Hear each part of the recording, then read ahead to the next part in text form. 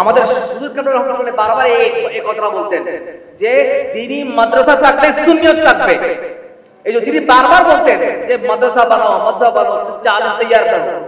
এই জন্য আমাদের সিলসিলার সবচেয়ে বড় একটা বৈশিষ্ট্য হচ্ছে যার রুহানি তত্ত্বাবধানে জামিয়া সহ ঢাকা কাদিরা সহ এতগুলো শতাব্দী প্রতিষ্ঠান, তার একটা ঘর কি বাংলাদেশের জমিনে আছে?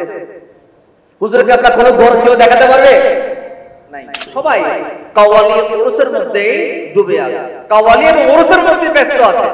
দেওবন্দি বাহরে তাসনিফাত ও দরস, আর দেওবন্দি ওয়াহাবিরা লেখালেখি এবং দরসের মধ্যে ব্যস্ত আছে। আমরা আছি কি নিয়ে? ওরস এবং কাওয়ালি নিয়ে। খরচ সুন্নি বার কুবুর হানে কা, খরচ সুন্নি বার কুবুর হানে কা, খরচ নজদি বার উলুম ও দরস কা।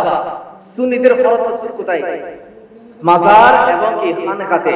আর ওয়াহাবিদের খরচ হচ্ছে কোথায়? বার উলুম ও দরসগা, দ্বীনি প্রতিষ্ঠানের মধ্যে এবং দরসগার মধ্যে। তারা এটাকে ব্যয় করে। আজকে যারা আয়োজন করেছো, আজকে যদি এই ক্লাবের মধ্যে যদি একটা তোমার ডান্স পার্টি আয়োজন করতে, তোমাদের টাকার কোনো অভাব থাকতো না।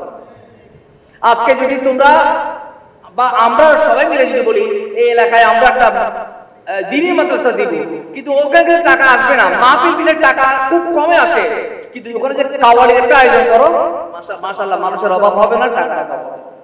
কারণ আমরা এটাতেই অভ্যস্ত হয়ে পড়েছি এবং অন্যকে অভ্যস্ত করেছি। এটা আমাদের বড় ব্যর্থতা। এই জন্য আমি এই বিষয়ে আমাদের হুজুর কেবলা রহমাতুল্লাহ বারবার এই কথাটা বলতেন যে দ্বীনি মাদ্রাসা থাকলে সুন্নিয়ত থাকবে। এই যে তিনি বারবার বলতেন যে মাদ্রাসা বানাও, মাদ্রাসা বানাও, চালু তৈয়ার করো।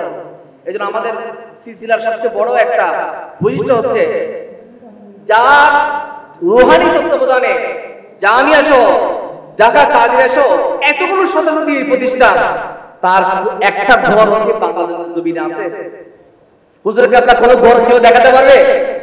নাই। চাইলে কি পারতেন না?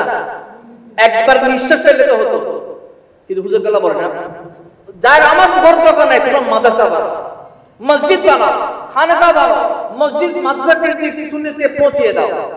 আজকে আপনাদের মধ্যে থেকে উঠে আসতে হবে ইমাম, খতিব। আজকে সর্বপ্রথম যে টার্গেটটা আপনাদের নিতে হবে, আমাদের আশেপাশে যত এলাকা আছে, জ্ঞান দিয়ে বুদ্ধি দিয়ে যার যে যোগ্যতা আছে যতটুকু আছে, এবং সেটাকে আরো শানিত করে জ্ঞান অর্জন করে আমাদের মসজিদ মাদ্রাসাগুলোকে দখলে নিতে হবে। বিশেষ করে মসজিদগুলো আজকে সেখানে কবি ওয়াহাবিরা দখল করে আছে। তা আমাদের ছাত্ররা যদি এখন থেকে এগিয়ে না আসে, তাহলে কারা আসবে? এই জন্য আপনাদেরকে এই বিষয়ে সচেষ্ট হতে হবে।